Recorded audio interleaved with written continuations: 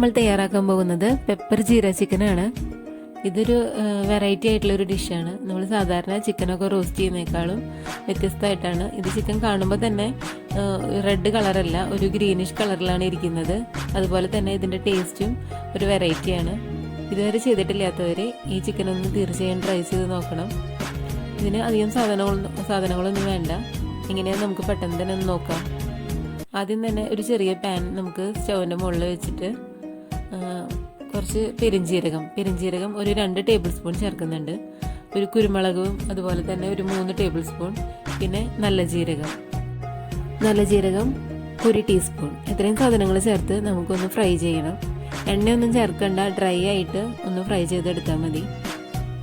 അതിനുശേഷം മിക്സിയിലിട്ട് അത് പൊടിച്ച് വയ്ക്കാം. ഇനി നമുക്ക് കുറച്ച് വലിയ പാൻ സ്റ്റൗവിൻ്റെ മുകളിൽ വെച്ചിട്ട് കുറച്ച് വെളിച്ചെണ്ണ ഒഴിച്ചു കൊടുത്തു. അതിനുശേഷം 1 ടേബിൾ സ്പൂൺ പെരിഞ്ജീരകം ചേർത്ത് അത് പൊട്ടിച്ചെടുക്കാം. പെരിഞ്ജീരകം പൊട്ടി ഇങ്ങനെ വരണം, ഒന്ന് കടുക് പൊട്ടുന്ന പോലെ. അതിനുശേഷം നമ്മൾ ചുവന്നുള്ളിയാണ് ചേർക്കുന്നത്. സവാള ചേർക്കുന്നില്ല, അതിന് പകരം ചുവന്നുള്ളി ഒരു 400 ഗ്രാമോളം ചുവന്നുള്ളിയാണ് എടുത്തിരിക്കുന്നത്. 1 കിലോ ചിക്കനാണ് വെക്കുന്നത്. അതിലേക്ക് ഒരു 400 ഗ്രാം ചുവന്നുള്ളി എടുത്തിട്ടുണ്ട്. ചുവന്നുള്ളി ചെറിയ പീസായി കട്ടിയൊന്നും വേണ്ട, വെറുതെ നടു പൊളിച്ചിട്ടാൽ മതി. അത് ചേർത്തൊന്ന് വഴറ്റിയെടുക്കണം. നമുക്ക് ജിഞ്ചർ ഗാർലിക് പേസ്റ്റിന് വേണ്ടിയിട്ട് കുറച്ച് വെളുത്തുള്ളിയും കുറച്ച് ഇഞ്ചിയും കൂടെ ഒന്ന് ചതച്ച് വയ്ക്കാം. ഇനി ഈ ചുവന്നുള്ളിയിലേക്ക് 2 പച്ചമുളക് കീറി ചേർക്കുന്നുണ്ട്. അതൊന്ന് വഴറ്റിയെടുക്കാം.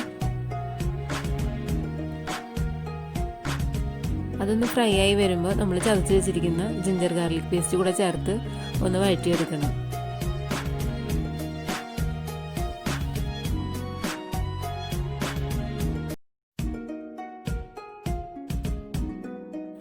ഇനി ഇതിലേക്ക് ആവശ്യത്തിന് ഉപ്പ് ചേർത്ത് കൊടുക്കാം. ചിക്കനും കൂടെ ചേർത്തിട്ട് കുറച്ചധികം ഉപ്പ് ചേർത്ത് കൊടുക്കാം. ഇനി ഇതിലേക്ക് കുറച്ച് പൊടികളാണ് ചേർക്കേണ്ടത്. ഒരു 1/4 ടീസ്പൂൺ മഞ്ഞൾപ്പൊടി, 1/2 ടീസ്പൂൺ മല്ലിപ്പൊടി,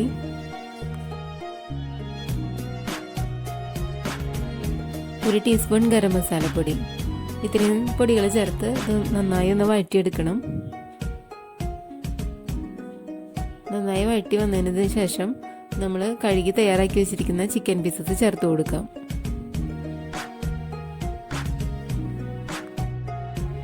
ഇതിൽ നമ്മൾ മുളക് പൊടി ഒട്ടും തന്നെ ചേർക്കുന്നില്ല. എരിവിന് കുരുമുളക് പൊടി മാത്രമാണ് ചേർക്കുന്നത്. അതുകൊണ്ട് നമ്മൾക്ക് എരിവ് കൂടുതൽ ഇഷ്ടമുള്ളവരാണെങ്കിൽ ആദ്യം കുരുമുളക് ഫ്രൈ ചെയ്യുമ്പം 1 ടീസ്പൂൺ കൂടെ കൂടുതൽ ചേർത്ത് വേണം ഫ്രൈ ചെയ്യാനായിട്ട്. ഇപ്പോൾ ചിക്കനെല്ലാം ചേർത്ത് ഇനി നമുക്കിതൊന്ന് അടച്ച് വെച്ചിട്ട് സിമ്മിൽ വേവിച്ചെടുക്കാം. ചിക്കനിൽ വെള്ളമൊന്നും ഒഴിച്ച് വേവിക്കേണ്ട ആവശ്യമില്ല. ഇത് അടച്ച് വെച്ച് വേവിക്കുമ്പോൾ തന്നെ ഇതിലേക്ക് കുറച്ച് വെള്ളം ചിക്കനിൽ തന്നെ വന്നോളും. നന്നായി വെന്തതിന് ശേഷം ഏകദേശം ഒരു അരമണിക്കൂറോളം സിമ്മിൽ വെച്ച് കഴിഞ്ഞാൽ വെന്ത് കിട്ടും. വെന്തതിന് ശേഷം നമ്മൾ പൊടിച്ച് വെച്ചിരിക്കുന്ന കുരുമുളകും പെരിഞ്ജീരകവും നല്ല ജീരകവും കൊണ്ടുള്ള പൊടി ഇതിലേക്ക് ചേർത്ത് ഒന്ന് ഡ്രൈ ആക്കി എടുക്കാം. വെള്ളം നന്നായി വറ്റാനായിട്ട് നമുക്കിത് തുറന്ന് വെക്കണം. തുറന്ന് വെച്ച് നന്നായി വെള്ളം വലിഞ്ഞ് ഡ്രൈ ആയി വരുമ്പം കുറച്ച് കറിവേപ്പിലയും കുറച്ച് മല്ലിയില ചോപ്പ് ചെയ്തും കൂടെ ചേർത്തെടുക്കാം.